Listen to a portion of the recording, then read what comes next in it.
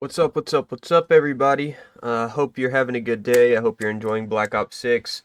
And today I just wanted to talk a little bit about what I think about Black Ops 6 off of an initial playthrough and kind of give some of my thoughts and opinions on the changes and innovations they made, as well as some of the things I think they could work on to better the experience for players like myself who have played zombies for a long time, as well as some of the players that are just starting zombies. So let's go ahead and get into some of the overall game changes and then move into map specific changes. So the first thing I want to talk about is the overall amount of zombies in the map at one time is pretty insane, and it kind of brings the difficulty back to zombies in a very good way. So the biggest complaint that everybody had with Cold War Zombies is that everybody thought it was too easy and there wasn't enough of a challenge, as well as the maps being kind of similar. Besides, like Mauer and D Machine, the maps were like military base after military base after military base, and in this map, it's kind of like that, except they're atmospherically completely different, so it's more forgivable than it was in the previous game. Into the very different map atmospheres, they also have two completely separate Easter eggs that work in their own different ways. So I'm going to get more into that when we talk about the individual maps, but they definitely improve the Easter eggs as well as the quality of the cutscenes and overall integration into the maps themselves. One of the features that isn't new but they innovated on is the score streaks, where they've added like the mutant injector for zombie specific score streaks. And I think that is a great change, and hopefully we can see some more map specific score streaks as the time goes on with the DLC season. I think the mutant injector is not the very best score streak you can use, but it is a very welcome change in my opinion compared to what we had in Cold War, where it was just the chopper gunner and maybe some lesser score streaks from there. And one of the new progression systems we have is the perk leveling system, and I think this is a major improvement on Cold War system because it's going to last a lot longer. It's going to have some more innovation as they introduce more perks into the life cycle. And the upgrades are actually really meaningful and can change your game completely. Like for Elemental Pop, there's an augment where it just adds Electric Cherry to the perk. So you're getting two perks in one. And it's not anything overpowered. In fact, I think a lot of the systems in this game are underpowered, which is what make it more difficult on top of the zombies being everywhere all at once. So I think they've done a masterful job in integrating the upgrade system for the perks into the game. Another system that's been overhauled is the leveling system. The leveling system in this game is combined with multiplayer, and I didn't think I'd like that at first, but it's actually really good. It makes me feel like I'm constantly progressing no matter what I'm playing in the game. If I'm playing zombies, I'm leveling up everywhere. If I'm playing multiplayer, I'm leveling up everywhere. There's no separation between the two leveling systems and what you're going to unlock. It makes the game feel more alive in the progression. It gives more of a sense of what I'm doing matters no matter what I'm doing in the game. If I'm just playing a game of Team Deathmatch, I'm still unlocking stuff for zombies. If I'm playing a game of Terminus, I'm still unlocking stuff for multiplayer. So I think the decision to integrate those leveling systems was a great one, and it's only going to pay off for players more over time. Another returning system is the salvage system. Now, I wasn't a big fan of the salvage system in Cold War. I was very outspoken on how much I disliked the salvage system. But they've simplified it in this game, and honestly, it's not as egregious as it was in Cold War. It's been massively improved since Cold War, and honestly, I wouldn't have it any other way. This game feels a lot like a resource management game on top of an FPS, and they have integrated those two systems pretty much seamlessly. The time that they've put into this game really genuinely shows in that they've thought out all of these systems and expanded on them to their fullest extent. Hopefully we can get some more innovations on this as the DLC season comes, but right now at launch, I think this system is amazing. You can upgrade your weapons with salvage, you can buy score streaks with salvage, and you can add the ammo mods onto your guns with salvage. And the salvage being simplified to one salvage system instead of rare salvage and common is a lot better of a system, and it makes it much easier to manage your resources. The fact that they've listened to the community so much just in these aspects is amazing, and it's a good sign for the season to come. So let me talk about a couple of things that I dislike about the game overall, and then we'll get into some of the map specific features. So something I don't like about the game is the weapons overall. The weapons feel good, but after about 25 to 30 rounds,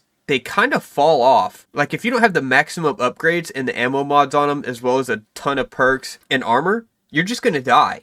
And I mean, difficulty is good in a game, but the weapons do not do enough damage, especially for the bosses. The bosses have been given an absolute ton of health, and we've been given little pea shooters to shoot at them with. It's kind of insane how underpowered they are, but some players might find enjoyment out of that in it being super difficult, and you having to manage your ammo, salvage, and points to make sure you can last throughout the rounds. But me personally, I think they could tweak the systems a little bit, change around some of the health pools, upgrade some damage on the guns, or give us some better options for upgrading, because right now it just does not cut it in the higher rounds.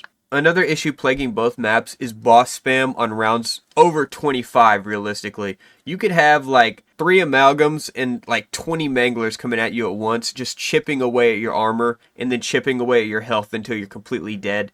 And it just does not seem fair when that happens. It's like a chip away that you really almost can't do anything about. And the fact that there's so many bosses on there makes it more difficult to deal with the regular zombies on top of that.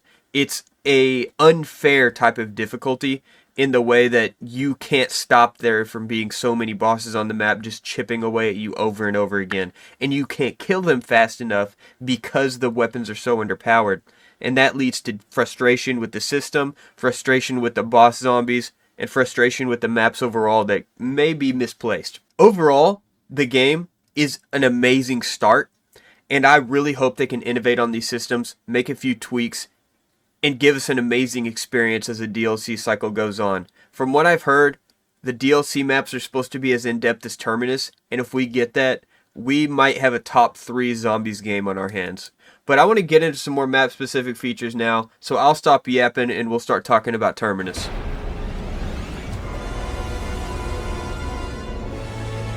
Now, Terminus is obviously the larger and more complex map. It's what most veteran zombie players are going to start on. It's a huge map. It's got really good design.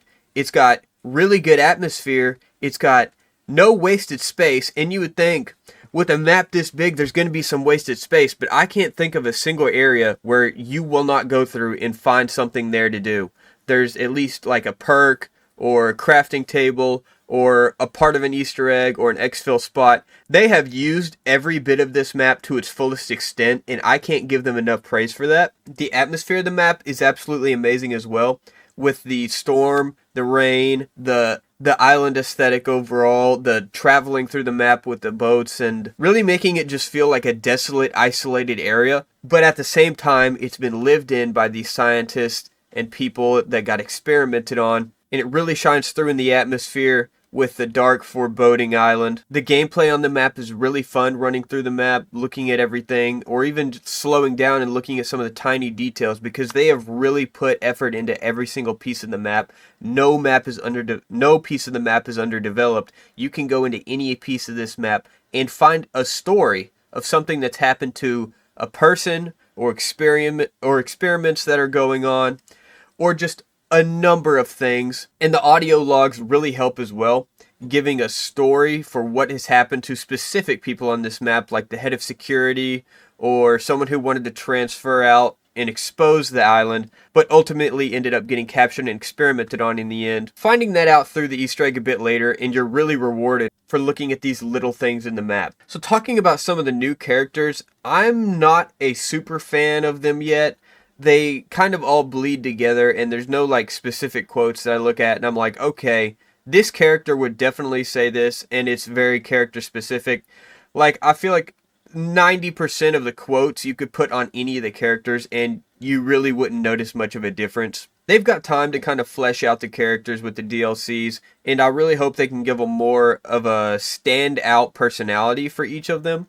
And I understand they're going for more of a grounded, realistic type of story, but I think there's some complexities they could explore with each of these characters that just haven't been explored yet. Maya being a new character, she has got the most story in the map, with the Easter egg pretty much centering on her and her brother, and then moving into something else as the Easter egg goes on. I'll talk a bit more about that later in the video, but she is probably the most fleshed out character. And if we go the Black Ops 3 approach, where we're getting map specific to characters that can really flesh out and explore why they are doing what they're doing, why they think the way they do, and the experiences they've had to lead them to this. I think it could bring some much needed development and an overall closeness to these characters that we just don't have yet. So the map travel in this map is through zip lines and boats. And honestly, I didn't like it at first. I thought it was too Warzone-y. It was not really much of an innovation. It kind of just felt like systems being thrown into zombies. But over time, I feel like it's actually integrated pretty well. And the fact that you can go on a boat ride in zombies is pretty fun and cool, and it takes you to places of the map you would actually want to go. It's not just a useless feature. Like the shipwreck is one of my favorite places to be on the map. It's difficult, it's open at the same time, and the travel really rewards players for going out and exploring with these new areas. And overall, it's a good addition to the map. The vermin and the parasites on this map are a decent addition. Them being pretty derivative of the parasites from Shadows of Evil, I can look past it because they are pretty different enough in design that they add more of a versatility to the roster of enemies you're going to go up against. So I can really look past the derivativeness and accept that, they're doing a new thing. They're going to add some stuff that are pretty similar, but it's got a different take on it where the vermin kind of turn into the parasites. And I think that's cool. They mechanically pretty much do the same thing. They are pretty weak, but can annoy you if you don't take care of them quickly. And the vermin are more of like a little nuisance in the same way on the ground. They'll kind of pick at you and hide in the horde. You're not going to hit them if you're going for headshots on zombies, which you're pretty much going to have to do with the weapons being underpowered as they are. So overall, they add to the map atmosphere as well as little additions to the roster that don't overstay their welcome. The amalgams, on the other hand, are absolute bullet sponge tanks that you have to deal with immediately as soon as they get onto the map. They will grab you and pull you into a horde. They will take away your armor immediately. They will sprint at you the entire time. And on top of that, they've got an insanely large health pool and really small critical hit spots. They probably fit the map's theme better than any zombie type we've talked about and on the map overall. But I think they do have a bit too much health. And if they just tweak the guns or maybe lower the health a little bit, or even just make the critical spots a bit easier to hit, I believe that would help the amalgam immensely, as right now they're just a bit too difficult. And I like difficult zombie bosses. I mean, I think the Panzer is a good example of a really balanced, really fair boss zombie for the map that balances difficulty and fairness. Like, when you get grabbed by the amalgam, there's no way you can get out of that. You have to just be grabbed and stuck with whatever it's going to do. If there was some sort of place you could shoot to get out of that, or even just lowering the health of them overall, you have to put in so many bullets in the higher rounds. It's ridiculous. Over round 30, you might be putting in an entire gun's worth of ammo into one amalgam if you don't hit the critical spots every single time. But they as well add to the map's atmosphere and the difficulty of the map, so I gotta praise the team for their designs here, as well as the integration into the map overall. If the health thing is figured out, I think we've got a really good boss on our hands here. Speaking of bosses though, I think there are way too many bosses on the map in the higher rounds. I've talked about this already in the overall, so I will not go into too much detail. But there being so many bosses on this map in particular, where there's like not a ton of open spaces, so you're pretty close to the zombies at all times, really kind of drags down my gameplay experience over a certain round. It just kind of feels like, well, I don't even want to play over round 30 because it's just ridiculously hard. It's unfairly difficult. But it's not so huge of a problem that it weighs down the overall experience. And the difficulty on this map has a pretty good balance. The difficulty in solo is perfect, but the difficulty in multiplayer is a little much for players that go down. If you go down and die over round 20, you might as well just quit playing because it is almost impossible to bounce back if you don't have enough points immediately. If you lose your guns or perks or armor, you are at such a disadvantage, you will almost definitely be dying over and over again and dragging down your team's experience. if they gave a bit more points, a bit more salvage, and just let the player get on their feet a little bit more than giving them little pea shooters and the tiniest little bit of armor after spawning in, there wouldn't be as much of an issue. Like, they don't have a fighting chance if they die, and I've experienced this firsthand and seen other players experience this and express the same type of sentiment on the design of how many points you get and how much salvage you get after you spawn in again. So hopefully they can mitigate that by once again either buffing the weapons or giving the player just a bit of a more fighting chance after they come back to the round. Now, the Easter egg on this map is amazing, and the story that's told through it is good as well.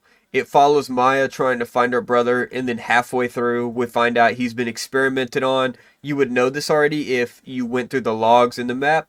So it really just rewards players that look around for stuff like that. It's got 2 boss fights, 1 mid-Easter egg boss fight with her brother, and then an in-game boss fight with the doctor that caused these experiments, as well as the patient 13 that was experimented on for trying to leak that the island exists and what they're doing. The patient 13 boss fight is really difficult, and it's a good experience, as well as very rewarding for completion.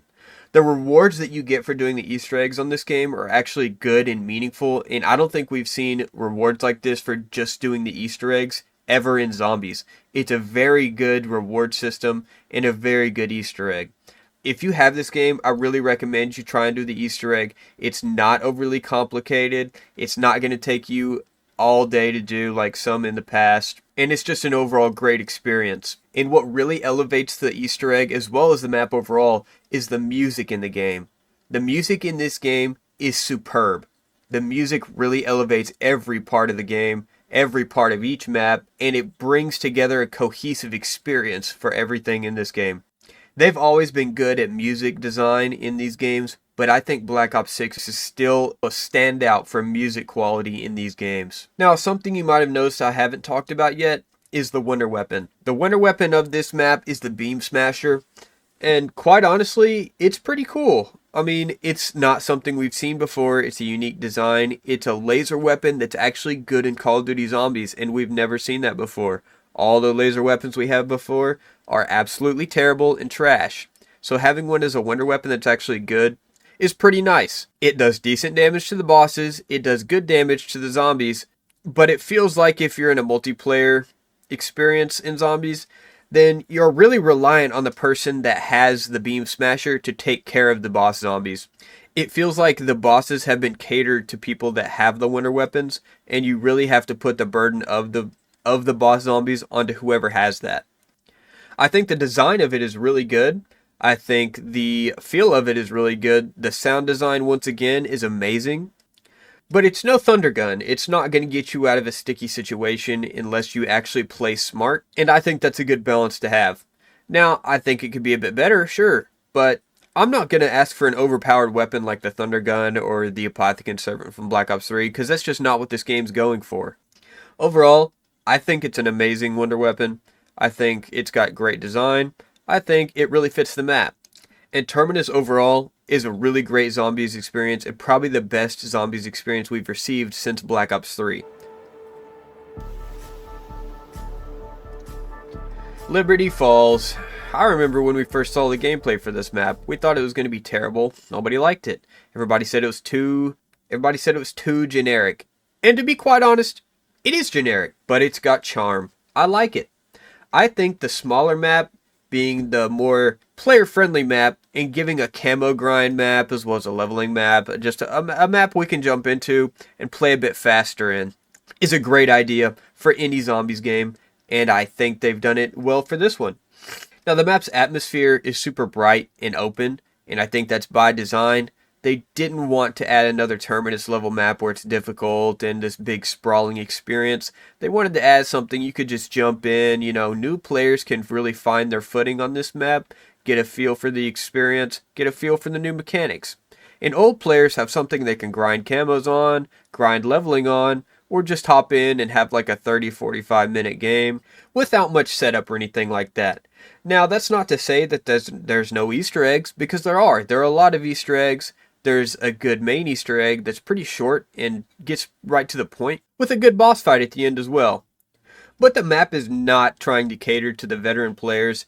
It's really just trying to be exactly what it is. Like the giant to the shadows of evil of this game. Is it as small as the giant? No. It's a decently sized map compared to the older games, but it's like Transit and Town. It's like Shadows of Evil and the Giant. They've struck a good balance with some of those games, and they've done that again here. The balance between these two maps being stylistically different, complexity different, and story different is an amazing decision.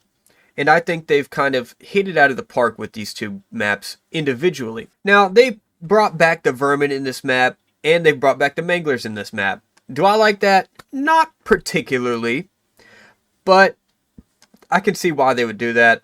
I mean, they're really not trying to give us the most sprawling experience here. I just don't think these two specifically fit the location, fit what feeling they're trying to go for with this map. And overall, I think they could have done a more unique zombie boss and a unique special zombie. But, you know, I'm not going to complain too much when it's just supposed to be the side map. But I tell you, if I got to see a Mangler in DLC 1 for the 18th time, I think I'm going to lose my mind. They were so cool when they were first introduced in Gorod. But we've seen them in what? 3 games? 4 games maybe? I'm just tired of seeing them. And I really think they should just at least reskin this boss or something. I know we've seen the Panzers a lot, but gosh, I think I'd take them again over this. Anyways, the Easter egg on this map, you're freeing a scientist that was here. He was killed. He's kind of in an Aether form in the church, and he ends up taking your place, and you get trapped in the Aether at the end. I'm not going to spend a lot of time on this Easter egg because, honestly, it's a short Easter egg.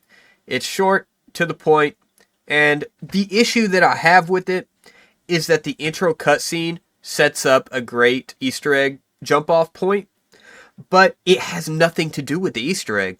Samantha doesn't do anything like was implied in the original cutscene.